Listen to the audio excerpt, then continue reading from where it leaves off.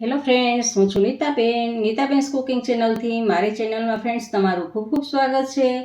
આજે હું તમારી સાથે શેર કરવાની છું ચણાની મસાલા દાળ. જે ટ્રેન્ડમાં ચણાચોર મળતું હોય છે એવી જ રીતે એનાથી પણ ટેસ્ટી એવી આપણે ચણા દાળ મસાલાવાળી ચણા દાળ ઘરે બનાવશું. જો તમે વન ડે પિકનિક પર જાઓ ત્યારે આ બધું જ તમે સામગ્રી સાથે લઈ જાઓ તો ત્યાં બનાવીને પણ ખાઈ શકો છો અને એકદમ ચટપટી આ રેસીપી બનશે.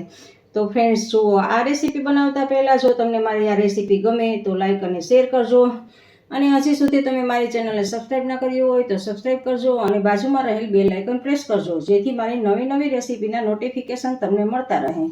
તો ફ્રેન્ડ્સ, ચાલો બનાવીએ. ફ્રેન્ડ્સ, આપણે ચણાજોળ તો બનાવીએ છીએ, પણ આપણે આજે મસાલાવાળી દાળ બનાવશું. ચણાજોળની જેમ જ આપણે બનાવશું. તો આ એક રેડીમેડ મેં દાળ લીધી છે. મસાલાવાળી દાળ પણ આવે છે તીખી, પણ એ નથી લીધી, મોરી લીધી છે, કારણ કે બાળકોને ખાવું હોય તો મોરી કરવાની હોય છે એટલે. તો હવે આપણે મોટા માટે કરીએ છીએ તો અડધી ટીસ્પૂન જેટલી આપણે લાલ મરચું પાવડર એડ કરશું, અને મીઠું તો એડ કરવાનું નથી, ખારી તો હોય જ છે. 1 ટીસ્પૂન જેટલી આપણે ખાંડ એડ કરશું. આપણે લીંબુ એડ કરવાનું છે એટલે ખાંડ તો એડ કરવી જ જોશે, અને થોડુંક લીંબુ એડ કરશું, ને 1 ચમચી ટમેટાના નાના ટુકડા એડ કરશું, અને 2 ચમચી આપણે નાની નાની સમારેલી ડુંગળીના કટકા આપણે એડ કરશું, અને 1 ચમચી આપણે લીલા ધાણા એડ કરશું. જુઓ ફ્રેન્ડ્સ, આ બધું જ એડ થઈ ગયું છે. હવે આ બધાને મિક્સ કરી દેવાનું છે. જુઓ, સારી રીતે મિક્સ કરી, અને જેમ આપણે ઓલા ટ્રેનમાં ખાતા હોય, ચણાજોર ખાતા હોય ને, બસ અસલ એવું જ લાગશે આ સરસ.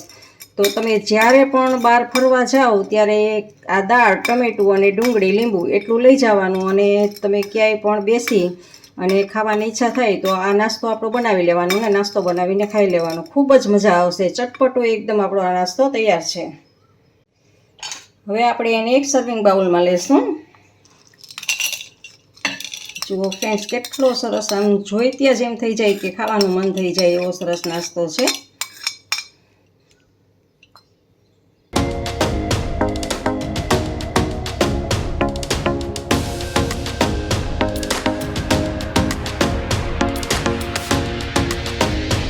ફ્રેન્ડ્સ, તમને મારી આ રેસીપી કેવી લાગી તે કમેન્ટ બોક્સમાં કમેન્ટ કરીને મને જરૂરથી જણાવજો. ઇન્સ્ટાગ્રામમાં મારા પેજને ફોલો કરજો, મેં નીચે લિંક આપેલી છે.